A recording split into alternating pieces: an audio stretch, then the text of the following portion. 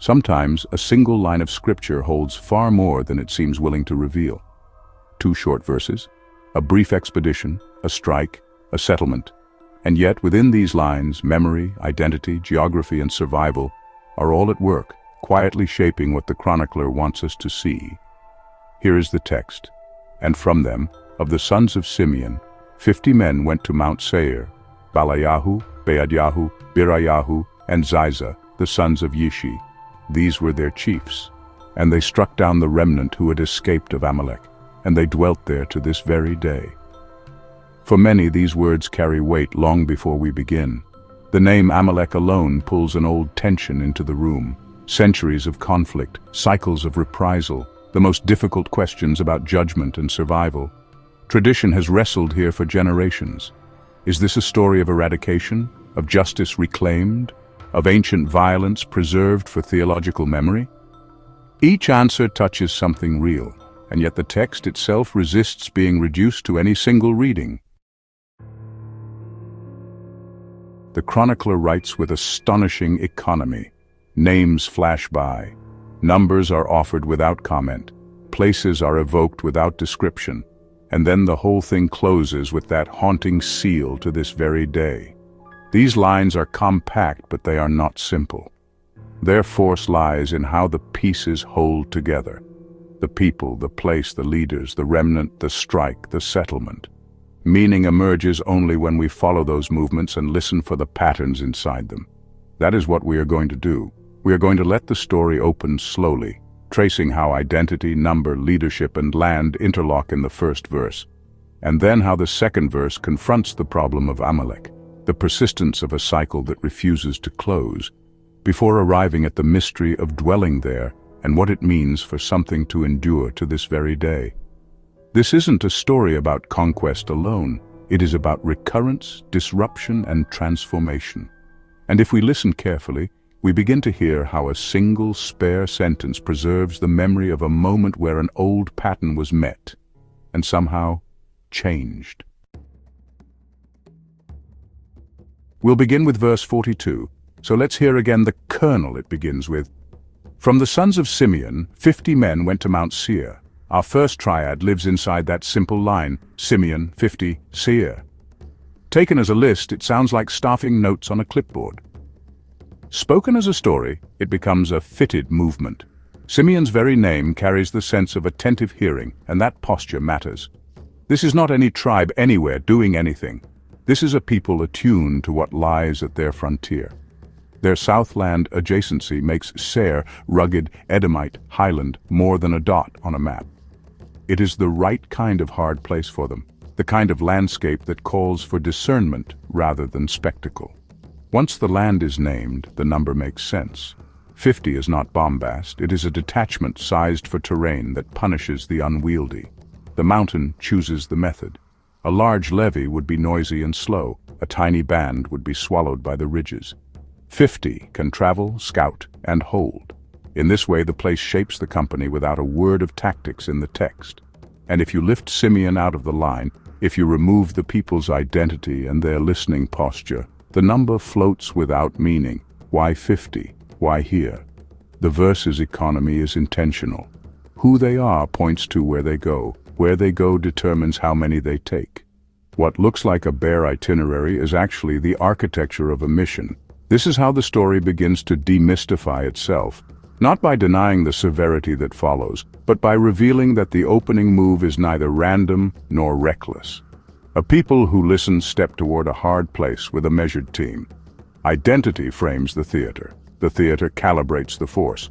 Only then are we ready to hear what the chiefs' names add to that frame, and how the action that follows turns a repeating wound into a settled there. Let us move forward in the verse, because just after the 50 are counted, and the mountain named the chronicler, pauses to list 4 leaders, Balayahu, Beadyahu, Birayahu, and Ziza, the sons of Yishi. These were their chiefs. On the surface, it sounds like bookkeeping, just a roster to prove someone kept records. But the names themselves are doing something the narrative never pauses to explain. They are small, poetic summaries of identity, authority, and belonging. and they make this expedition far more than a random skirmish party. We begin with Baalayahu, Beadyahu, and Birayahu. 3 names, 3 facets of leadership, each tethered to Yahweh but carrying a different emphasis. Baalayahu means Yahweh is Lord or Yahweh is Master. In that one name you hear command, responsibility, the weight of authority. Beadyahu means Yahweh is my support, or on behalf of Yahweh. That's advocacy and intercession, the voice that stands between people and purpose. Birayahu comes from the root for shepherding. Yahweh is my shepherd. Here is care, provision, steady attention, authority, advocacy, care. The names themselves form a kind of leadership chord. No single tone dominates and none stands alone. If you take only command without support, the structure collapses under its own weight. If you care without leading, you drift. If you advocate without shepherding, the flock scatters even as the voice speaks on their behalf. These men, standing together, embody a model of headship that harmonizes what is often fragmented. And here the chronicler gives us something subtle. Before we know how the Amalekites fall or how the Simeonites settle, we are given a picture of leadership aligned with something larger than itself. These chiefs are not heroes operating on instinct or charisma. Their very names claim derivative authority. They lead because they are led. If we skip this layer, we risk mishearing the story entirely. The chronicler isn't glorifying sheer strength or victory. He is showing us how a campaign like this is framed by dependence. A people who listen, the sons of Simeon, walk into rugged Seir under leaders whose identity, even at the level of naming, says, "Not by us, but through us." That is why the chiefs matter before the strike is ever described. But there is a 4th name in the list, Ziza. And you know, Ziza doesn't fit, at least not neatly. His name doesn't invoke Yahweh at all. It probably comes from a root meaning to move, to shimmer or to flourish, hinting at vitality and adaptability. This contrast invites us to slow down because the chronicler could have left him unnamed. Why include him here among the Yahu heads? The key comes in the phrase that follows, the sons of Yishi. Yishi's name means my salvation. This isn't a detached band of 4 unrelated individuals. They are brothers, or at least kin within one household. Their identity as sons of Yishi binds the leadership set together, weaving Ziza's distinctive vitality into the same lineage as the 3 who bear the divine name. And suddenly this isn't just a leadership list, it's a convergence. The theophoric cluster of chiefs, bound by spiritual dependence, stands alongside Ziza's energy, both contained under the shelter of Yishi's house and name. Within one family, you see stability and unpredictability coexisting. Those who root authority in God's sovereignty, and the one who represents movement, adaptability, perhaps even a creative edge. In the broader frame of the expedition, this matters deeply. The Simeonites send 50 men into a rugged frontier. They need measured force, yes, but also measured leadership, the steadying shepherds, the advocating voice, the commanding hand, and the one who carries the capacity to respond fluidly when the terrain shifts. The house of Yishi provides all of it, an ecosystem of leadership compacted into 4 names. Verse 42 draws all these threads together. Baalayahu, Beadyahu, Birayahu, and Ziza, the sons of Yishi. These were their chiefs. It is here, in this closing line of the first sentence, that the chronicler shows us the shape of the expedition fully formed. We've been given the Simeonite identity, the measured company of 50, the chosen theater of Mount Seir, and the 4 leaders of Yishi's house. Now, by calling them their chiefs, the chronicler ties the pieces into a single integrated whole. Think of how the scene now reads when we hear the opening line afresh. From the sons of Simeon, 50 men went to Mount Seir. Baalayahu, Beadyahu, Birayahu, and Ziza, the sons of Yishi. These were their chiefs. What first sounded like fragments, tribe, number, place, names, now resolves into coherence. The tribe frames the mission, the mountain sets its scale, the household gives it living leadership, and those leaders, by name and lineage, anchor the company's purpose and authority. It matters that the chronicler does not tell us a group of Simeonites went to Seir. He numbers them, names them, roots them. He insists that we see this as a people acting deliberately, under structure, in response to a situation that demanded precision rather than chaos. The chiefs are not titles dropped on top of a faceless band. They emerge naturally from the interplay of everything we've seen so far. The attentive sons of Simeon, true to their name, move toward their southern frontier in a manner fitted to who they are and where they are called to act. The measured size of the force matches the demands of the land. The leaders' names, full of meaning, declare dependence and purpose before the mission even begins. And by tying the chiefs back to Yishi's house, the chronicler shows us that this leadership is not accidental. It is inherited, rooted, recognized.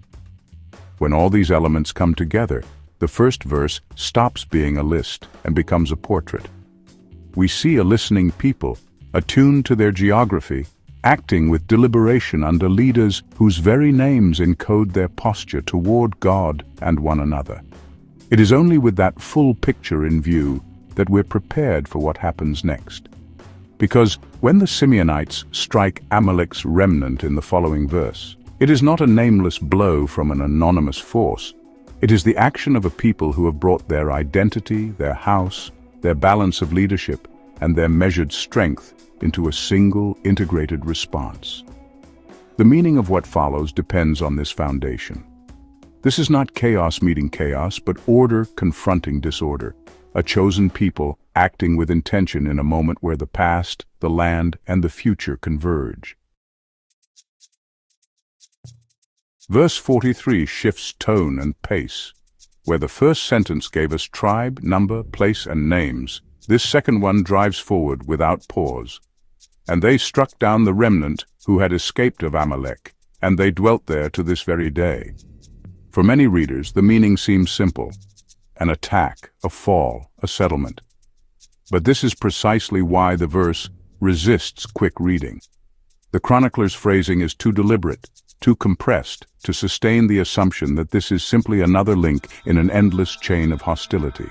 He could have said, "and they struck the remnant," and been done with it. But he did not. He specifies the remnant who had escaped of Amalek. The name is carried forward carefully, almost ceremonially. It forces us to begin here, not with the strike, but with the meaning of the name itself. Amalek, for the chronicler, is not just a people, nor merely a nation to be resisted or destroyed.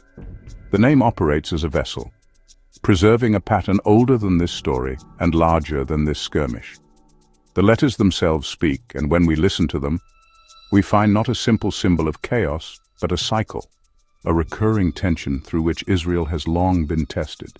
We begin with Ayin, the eye. It names perception, awareness, the opening of sight.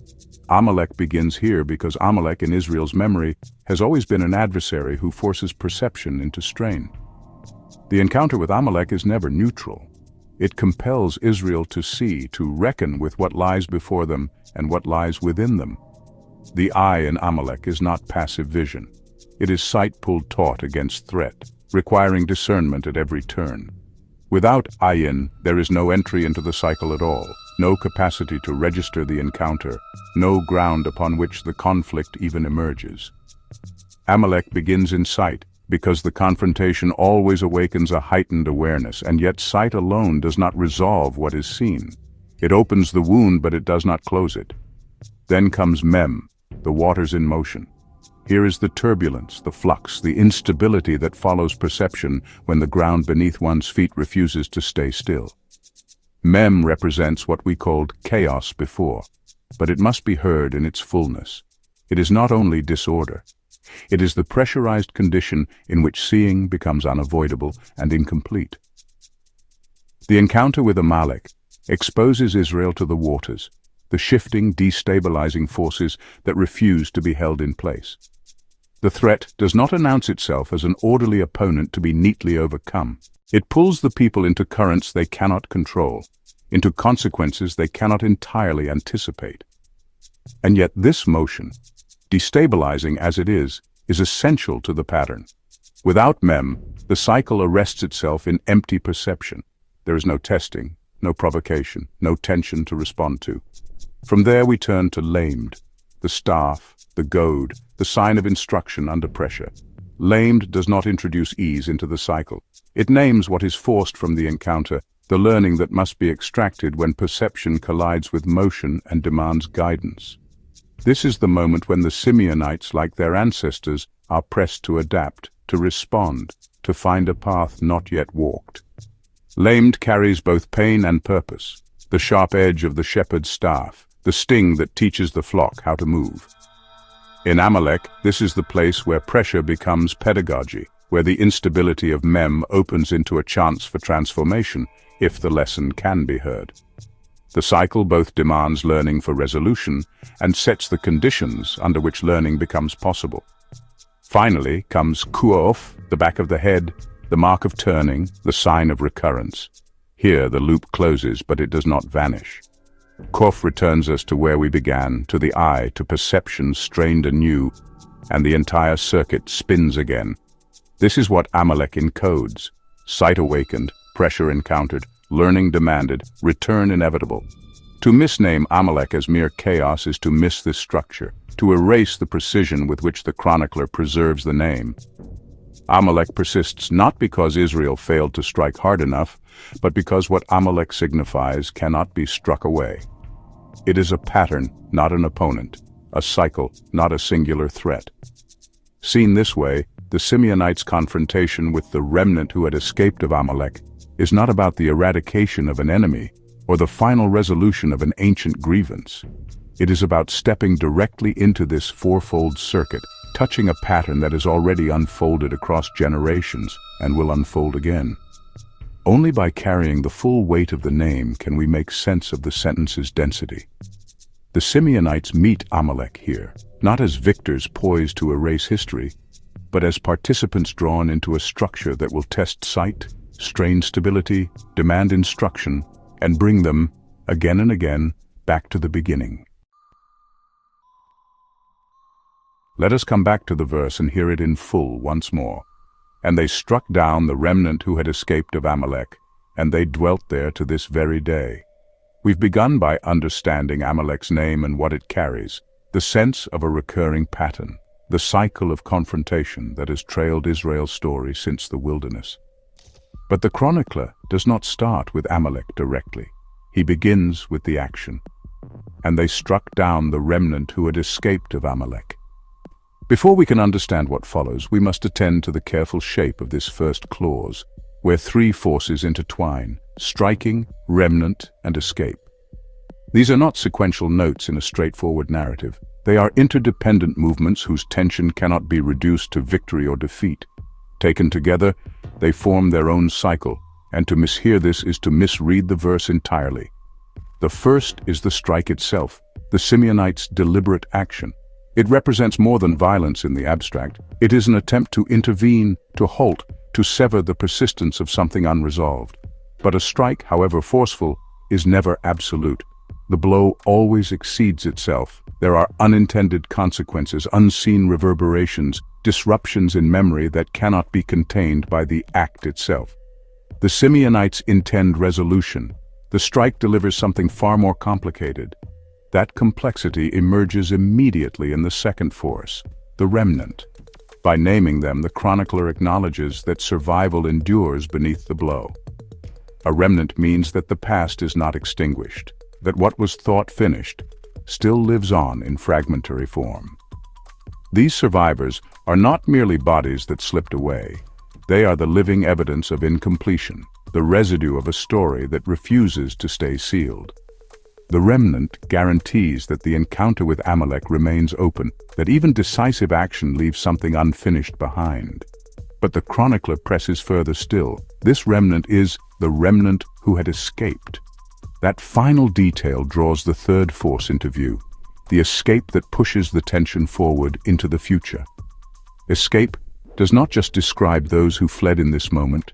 It names the inevitability that something will get through, that the attempt to strike fully can never quite succeed. Whether outside in history, the Amalekite bloodline persisting, or inside the Simeonites themselves, the part that knows its own sin and refuses closure, the escape is constant. The blow lands, but not completely. There will always be a residue, always a return. This triad refuses resolution. Remove any one element and the structure collapses. Without the remnant, there is nothing to strike. Without the escape, there is no remnant. Without the striking, the unfinished tension never rises into view. Each movement feeds the others, and so the chronicler binds them tightly in a single phrase. What the Simeonites confront, then, is not simply people, but a pattern. The ongoingness of conflict, the certainty that survival and memory will outlast the act meant to suppress them. Seen this way, the opening half of the verse is not triumph, but exposure. The Simeonites step into an unfinished loop and meet the ones carrying it forward, only to discover that the act of striking cannot end the pattern, but joins it. The name of Amalek preserves the cycle of sight, pressure, learning, and return. The triad of striking, remnant, and escape makes visible how that cycle lives on. Not only historically in flesh and blood survivors, but internally, wherever the attempt to close a wound awakens its persistence instead. The striking addresses not only bodies, but patterns. Only when this object is understood, the remnant that survives inside Amalek's long shadow, can we begin to hear what happens next when the Simeonites dwell there. Because there is not neutral ground, it is the place reshaped by this encounter, a landscape where survival, violence, and permanence meet. Let's return to the final clause of the verse. And they dwelt there to this very day. The pace of the verse slows on this final clause, but it does not resolve, it deepens. We are no longer inside the strike itself, but confronted with its aftermath, where three small words, dwelling there to this day, form their own compact triad. On the surface, they describe settlement. In the structure of the passage, they name a condition. Dwelling is the first movement. To dwell is not to pass through, but to remain, to make ordinary life in a place where conflict has left its mark. The Simeonites choose not to withdraw from the site where residue and incompletion were exposed. They stay. Dwelling is the act that turns a single encounter into an ongoing state. But that state is not victory. It is entanglement. To dwell here is to live inside the very tension the strike failed to erase. The second movement is there. The chronicler does not name a city or landmark, because there refers back to the ground shaped by the encounter itself. It is the place defined by unfinishedness, the site where striking did not close the loop, where the remnant and their escape revealed the persistence of Amalek's pattern. To say they dwelt there is to say they chose to inhabit the geography of confrontation, binding themselves to the space where recurrence had been exposed, and finally, to this very day. This phrase stretches the dwelling forward in time, but it does not guarantee literal permanence. It signals endurance. The state of remaining in that place persists so long as the Simeonites continue to choose it. The chronicler marks this moment as emblematic, not archaeological. To this day, is less about proving that a household line survived unbroken than about showing that the act of staying became a living symbol of continuity. Read together, these three movements create a triad of their own. Dwelling there to this day functions not as a historical footnote, but as an adverb of permanence, showing how the Simeonite strike became more than an event. It became a posture, a way of living inside an unresolved cycle. But the permanence is conditional, dependent on human choice. To remain there is to continue inhabiting the same space where perception, pressure, and recurrence converge.